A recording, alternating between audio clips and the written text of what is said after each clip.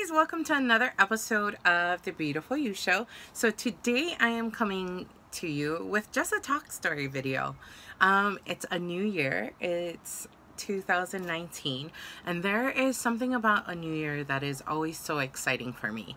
I love the new year. I do. I love beginnings. I love refreshing. I love making goals. I don't always do resolutions, but I do goals. And starting from last year, I had a conversation with one of my friends, and she was talking about choosing a word for the year. And I didn't exactly buy into that idea. I didn't exactly buy into the thought, but the conversation just stayed with me. And so I was thinking about, what do I want to do? What is my intention for the year? And so last year, what I came up with was, my word was alignment. So I wanted my actions, my thoughts, my behaviors to be congruent with who I saw as the best version of myself. And so I made a lot of switches, a lot of changes. And so one of my goals last year was, I really wanted to become a mindful person. So I didn't want to just talk about the benefits of being mindful. I didn't want to just talk about the benefits of meditation, mindfulness, of being present, of being in the moment. I wanted to be a practicing mindful person. And so last year I really made it my goal to meditate every single day, which I was able to do, except for, I think I missed 2 or 3 days that I didn't actually meditate, or slip my mind. And what I learned from that, what I noticed is, if I don't keep that intention or that goal at the forefront of my thinking, it slips through the cracks. And so I would set reminders on my watch, or my phone actually. I would set reminders just to remind me that, hey, if I didn't do it in the morning, then I needed to make sure that I got it done before the day was over. Sorry, it's really windy, and so the curtain in my office is blowing, and so that makes the light come in and out. So hopefully it doesn't do that too much throughout this video. But so alignment, I also started working out more. I used to walk every day, or at least 4 to 5 times a week. There's this amazing I know it sounds kind of morbid, but there's an amazing graveyard by where I'm located. So I would walk every day in there, and it's just beautiful. The sky is beautiful. There's lots of trees. There's a lot of grass.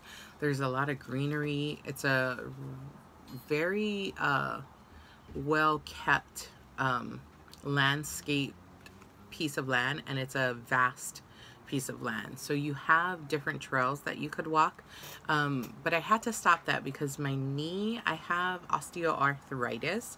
It sounds so exciting. Yeah, I have osteoarthritis in both of my knees, so I have a lot of pain in there. And so what that did was, it led me to yoga. And so I started doing yoga, and starting from this month, I'm going to be doing yoga 3 times a week. So I'm so excited for that. Yoga is something that I've tried before, like on a video, but doing it in person is such a different experience, especially if you have a really good instructor. They just help you work on your breathing better, which your breathing and meditation and mindfulness go together. You don't have to know either one before you do either one, but they really help you to focus on your breathing, connecting with your body, noticing what's going on in your body, if anything is coming up for you, any thoughts, any feelings, any emotions. And there's sometimes where it gets really emotional when you do yoga. So I absolutely love yoga. I know that's something I want to continue in 2019. And the same way where being mindful and having a mindfulness practice became a routine for me, doing yoga will be part of that routine. And I know it sounds a little bit boring to say routine. So I think a better word might be structure. I like to have a mindfulness practice structured in or built into my day. And I like to have a yoga practice built into my day. And another thing so last year the word was alignment. And then this year, for some reason, when I was doing my meditations, 2 words that kept coming to me was acceptance and delayed gratification. And so acceptance is part of accepting what is and what isn't. Instead of getting stuck in the expectation of I wish it was this way, or I wish it was that way, or I wish it could be like this, just working on accepting what is and then creating a plan or creating a reality that's closer to the reality that you want. And so I think what happens is a lot of times we get frustrated or upset or stuck in the idea of what it isn't or what it could have been. And so this year I really want to work on acceptance. And another word that came to me is delayed gratification. So I first heard that word when I was doing my liberal arts degree, and I had an economics teacher. She was absolutely amazing. She was sharp and witty and just really smart. And I wish I was, oh, there I go with I wish, but really I do wish I was able to capitalize on everything that she was trying to teach us. And I think that's just how life goes. You know, you're at different maturity levels at certain times in your life, but she gave us some really great advice, really great information regarding investing, regarding finances, regarding delayed gratification. And so that's when I first heard that word, delayed gratification. And even then I was like, I don't know if I could do that. And now that I am an adult and I have a family and I have goals and I have dreams and I really am excited about the life that I want to have, I see that practicing delayed gratification will get me closer to that life. And so I'm excited to partake on the journey of practicing delayed gratification. Part of that comes from, you know, when I was younger, we didn't grow up with a lot of money. And so I had the idea that when I got older and I could afford, and it's very blurry what afford means, but when I got older, I was like, well, if I want something, I'm gonna get it. But wants are just temporary, just like feelings, you know, feelings are temporary. And so I really want to focus on practicing delayed gratification. So that's another one of my words. And then I set a ton of goals, a ton of intentions, personal wise, business wise, and then just my life dream. I don't know if you guys watch Netflix, but there's a really great show on there. It's called Tidying Up with Marie Kondo. So I don't know if you guys have ever heard of the Konmari method. So I read both of her books. The first book is called, I think it's called The Magic of Tidying Up by Marie Kondo. And then her second book is called Spark Joy. And so I love both of those books because again, like I said, growing up, I grew up, you know, not having a lot of money, and we were lower income. And so I have a big attachment to things. So everything I can assign a memory, I can assign a thought, I can assign sentiment to. And at some point I became not necessarily a hoarder. I am not a hoarder, but I do love to have an abundance of things. So if I love makeup, I'm going to buy all the makeup, whether I use it or not. And so collecting things became exciting for me. And it was recently, in fact, the year of alignment, that I had to go through a lot of my stuff and realize that I'm not using it.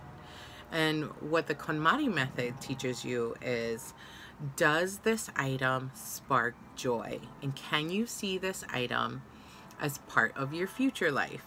And so I am excited to embark on that. So I already did some purging, but I want to continue to do that. Now, there's things that are going to be useful. You're going to need certain items that are just for utility, and that's just reality. And she's not in no way trying to get you to just give up stuff just for the reason of giving it up, but she really wants you to create a life that is joyful for you. And so you're supposed to go through like all your items. There's 4 parts, I think, to her system. The first part is clothing. Oh gosh, I know the 4th part is kimono. So kimono is miscellaneous items, and then I'm missing the 2nd and 3rd part in between. But if you get a chance, you might want to read her book or watch the show on Netflix. And just so happens, my daughter's friend, we had visited in February. We went on a trip to LA. And my daughter's friend, her husband, developed the show.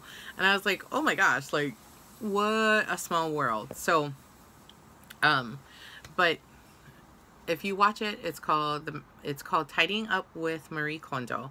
And you're supposed to just go through and touch and, you know, does this item spark joy for you? Can you see this item in your future? So I have so many things to go through. One of my hardest things is, you see that up there and over there and down here and behind the sign and on the other side.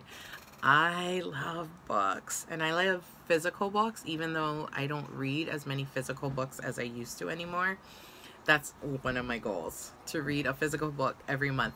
But so I know that, oh yes, okay, so it's like clothing, then books. So the 3rd one I'm forgetting, and then the last one I know is kimono, miscellaneous sentimental items.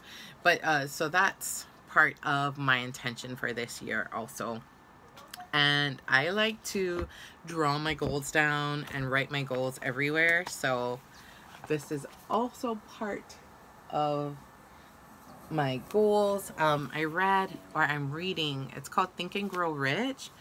It's a really good book. I'm reading like 3 or 4 books at the same time, and Think and Grow Rich is one of them. But they talk about, you have to write down and think about the money you want to acquire or desire, the money you desire. The second thing is, what are you willing to give to get that money? And then the 3rd thing, oh gosh, there's 6 principles, but you're supposed to write a statement about how much money you desire, what you want, what you're willing to give for that money. And then you're supposed to put that statement everywhere, and you're supposed to say it to yourself twice a day, when you wake up and then when you go back to bed, before you retire. And you can tell that the book is older because the wordings of some of the things they say, like we don't talk like that anymore. But anyways, I am so excited for this year. I hope you are excited also. I will be also doing a vision board workshop. Sorry, I dropped something and I'm trying to be incognito and grab it with my foot, but it is not working. So I'll just leave it there. I'm going to accept that it is on the floor and I'm going to leave it there, and I'll get it after the video. But I'm doing a vision board workshop because that's another thing I like to do with the new year. I love to set new goals, new intentions, new visions, and they're not necessarily brand new. It's just sometimes they're just goals I've had, but in a newer package or a little updated, and stuff like that. But I wish you a happy new year. I'm so excited for this year, for everything that it entails, and I wish you a more mindful, a more conscious new year, and a new year that has more joy for you. But thank you so much for joining me. If you have any questions, you can always leave them down below. But okay, thank you. Bye-bye.